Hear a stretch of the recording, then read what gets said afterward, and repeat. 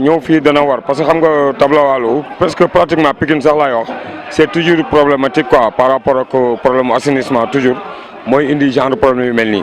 parce que saa bu mosaan taw ba pare day am problème même bu tawul sax day am problème rawatina nag boo xamee ni période bi ñu toll nii c'est après hivernage donc ñun ñi ñëw fi tey jii nii par le biais jàppale benn soxna bu ñuy wax Codou Thiam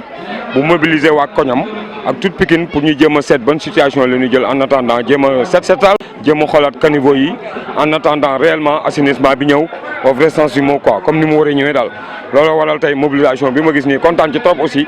di remercier Codou bu baax a baax parce que lu mel ni lan soxla ñun en tant que chef personnel au service de nettoiement ñun Ndar lañ fi nekkal nous on travaille pour toute la population de Saint-Louis li Codou def tey keneen bu xëyoon def ko tey jii ci guddi gi boo ma waatee man même bu dee guddi dina ñëw ak sama équipe parce que man loolu lu may neex la dama am plaisir boobu tey j'ai eu un grand plaisir fekk waa Pikine ñëpp génn derrière Codou Thiam di ko soutenir ci lii donc ñun dañuy sawar ci lu mel nii te bu ñu sañoon nag ñu ngi def lancement à toute Saint-Louis ku gis lu mel nii Mame Cheikh est prêt à vous appuyer avec le maire ba jusqu'à ñuy am nouvelle solution. ñun lañ ko defal parce que xam nga ñun ñoo waroon def lii xam nga tey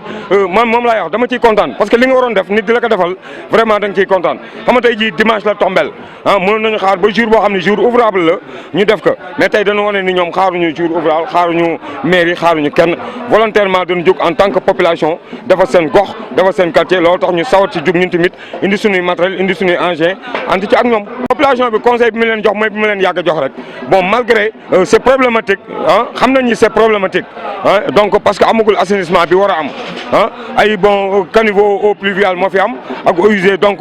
li ma leen di ñaan mooy ñu gën a am beneen ambition gën ci jàpp gën a defaraat ba mu baax waaw ba bu ñuy sotti ñu segg jël mbalit mi parce que ñun am nañ déjà dugal naa fi oto boo xam ni day circuler suba ak ngoon te sama numéro joxe naa ko partout ku am mbalit mu la jaaxal boo ma woowee guddi sax dinaa ko jël si mais nañu góorgóorlu daal ba li ñu leen defal nañ ci gën a jàpp day tax ñu sawar ñun beneen yoon ñëwaat ku ci sotti mbalit nga jël mbalit mi def ko ci mbalit mi ndox mi nga sotti ko fi mu war a dem loolu buñ ko defee ñoom ñëpp dinañ am jàmm incha allah. lu waral loolu mooy rek jàppale Ndeye Codou Thiam ak waa koñ bi ñu génn setal defar Tableau parce que ñun fii rek lañ am. xam nga nit loo defar mu baax loo defarul du baax lii dañ ko yàgg woon mëbët bëgg ko pour def ko nii moo tax tey ñun ñëpp teel a yeewu ñun ñëpp génn pour ñëw ñun ñëpp xale yu góor yi xet fi Tableau kenn suñu ñëpp ñëw bale setal defar fii ba mu set te lii dama bëgg muy continuer ñu ñëw nag Ndeye Codou woo nit ñi yoo xale yu jigéen ñi ñëpp ñëw parce que nag ginnaaw yàlla yonent bi lépp moom la. parce que moom moo woote ni dama bëgg ngeen génn ñëw ñu defar koñ bi tamit jàppale Mansour Faye ndax loo gis lu nekk dafa am lu ko waral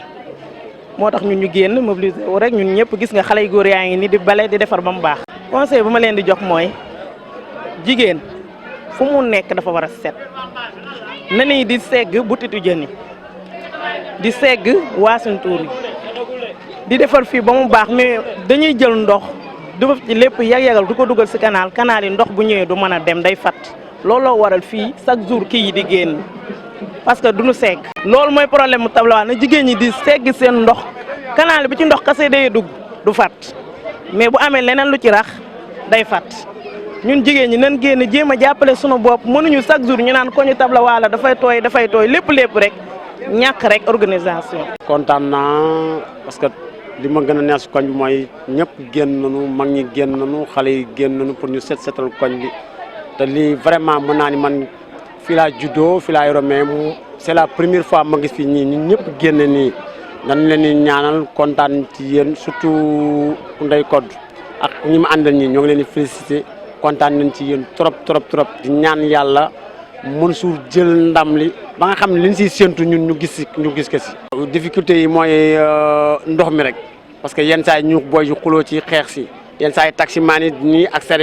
sareet yi dañ ciy xeex man mii di waxe yow ba daawaat jee xeex naa fi